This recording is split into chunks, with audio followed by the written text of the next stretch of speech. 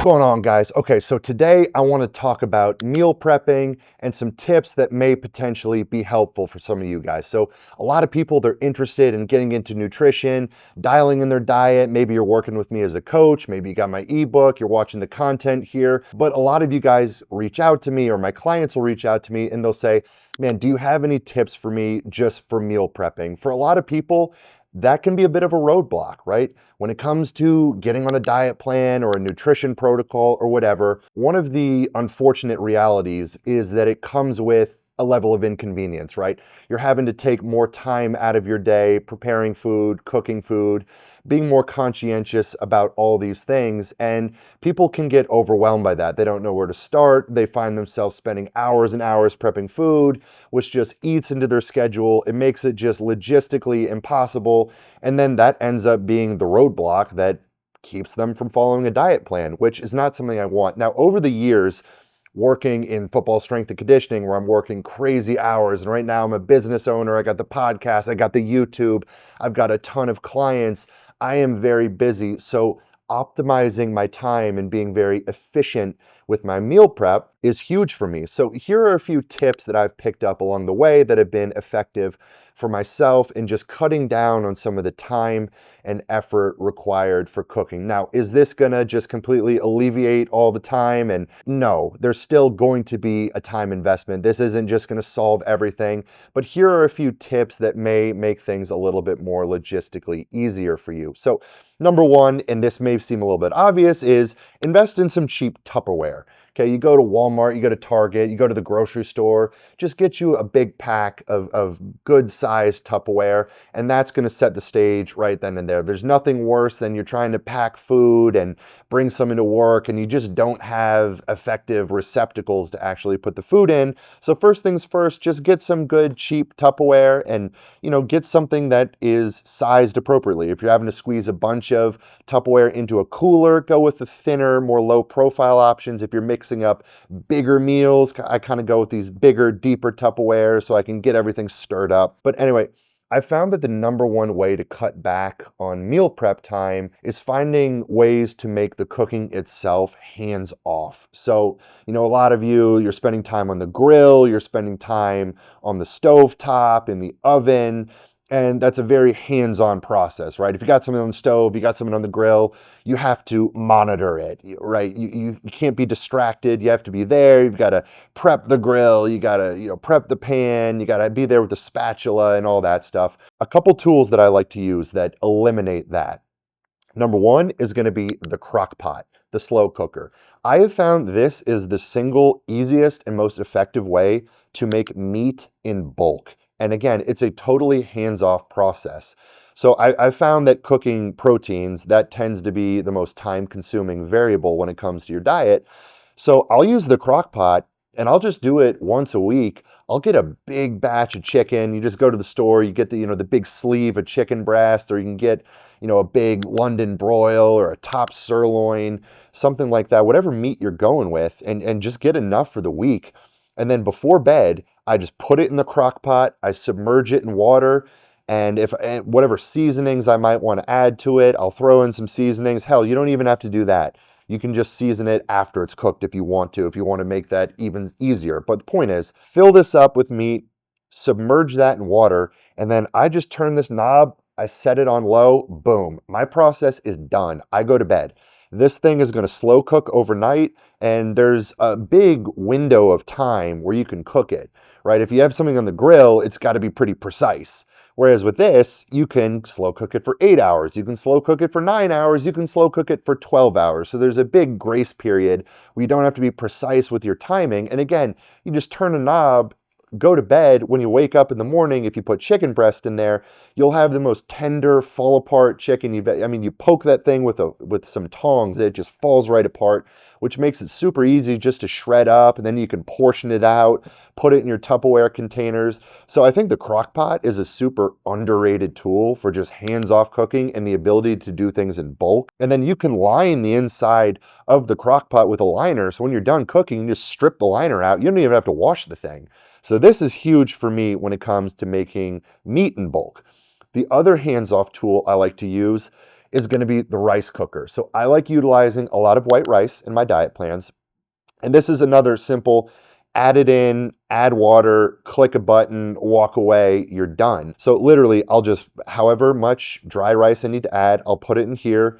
I'll put in a correct ratio of water. Now, here's a little pro tip. I do suggest when you're cooking rice, regardless of how you're cooking rice, rinse the rice off first. I'll put it in the pot, I'll fill it with water, I'll swish it around, I'll pour the water out, fill it up, swish it around, pour the water out. And you'll see it initially the water is super cloudy. Once the water runs clear, you're good to go. And you'll have the fluffiest, best textured rice you've ever had. And rinsing it gives you that fluffy texture. But anyway, you add the water to it, you put it in here, you click a button. You can set this on a delay timer. So I can set this to be ready 8 hours from now. Again, you can do it overnight, or you can just put it on its standard cook mode. It'll be ready in about 30 minutes. And once it's done cooking, it just goes into auto warm mode. So again, once it's finished, it can just sit in there for hours and hours and hours, and you're still going to be good to go. So again, a hands-off way to cook rice in bulk that does not require any sort of precision timing. Now, if you're maybe going with something like potatoes instead of rice for a carb source, I really like using these microwave potatoes. So you go to the store, they come pre-prepped for the microwave. They're kind of shrink wrapped in this almost saran wrap type deal. You pop a couple of these in the microwave for 6 to 8 minutes, and you're going to have the most perfect sweet potato or russet potato you've ever had, and it didn't require 45 minutes in the oven. It didn't require all that prep. Now, you don't even necessarily have to get the true microwave version of these. You can just get a regular sweet potato, russet potato, whatever kind of potato you want. And what you do is just rinse it off, take a fork, poke it with holes, wrap it in a damp paper towel, and then it creates the same environment. Microwave it 6 to 8 minutes, you're going to have the most perfectly cooked sweet potato or baked potato you've ever had. Now, another thing that I like to use, and I don't have it here with me, is going to be the air fryer. Now, a lot of people use the air fryer these days, and people would be surprised at how versatile the air fryer is, how many different things you can cook in an air fryer. A lot of you may not know you can hard boil eggs in an air fryer. I didn't know that until recently, but you could put a dozen raw eggs in the air fryer. You cook it in there for just a few minutes and you'll have perfectly cooked hard-boiled eggs. You can do this with any meat, chicken, beef, fish. You can make chicken tenders in it. There's a billion recipes that you can do in the air fryer that's super just time convenient. Takes hardly any time, any prep at all. Another thing, you can just put in a liner into the basket of the air fryer, just pull that liner out when you're done, and you don't have to cook anything. Now, on the note of hard-boiled eggs, you can also, here's a little hack, go to the grocery store. Most stores are going to have pre-cooked hard-boiled eggs. You can get a bag of 6 to 12 pre-cooked hard-boiled eggs, so you don't even have to cook them. A lot of people have eggs in their diet. Hell, you even go to the gas station or the general store at the airport. Most of these stores have pre-cooked hard-boiled eggs now. Now, a few other little convenient food items that you can use sort of in this vein that people don't necessarily think of if you just want to eliminate cooking entirely are going to be things like, and it's not going to sound great, but tuna packets, canned chicken, dirt cheap. You go to the grocery store, they require no refrigeration, they require no cooking. If you're traveling with them, you can throw a million of them in their bag. You find those tuna packets, they've got all sorts of different flavors. And again, most people don't realize canned chicken is even a thing. You get just a can of it, it's going to be like 30 to 50 grams of protein in there. Just pop open the lid, throw some hot sauce in there, or just dump it into your rice or whatever. Again, just little tips that you could potentially use that just take time off your plate.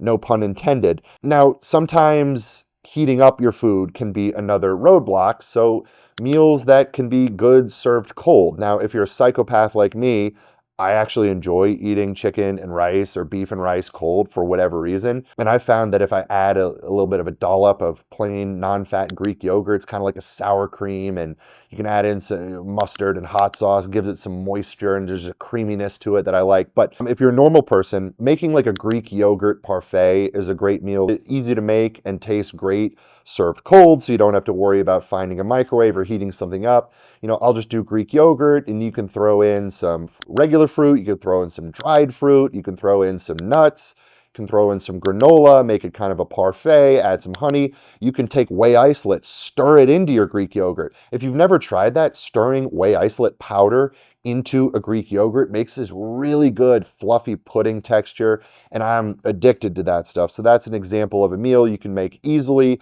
loaded up with protein, carbs, calories, and it tastes delicious served cold.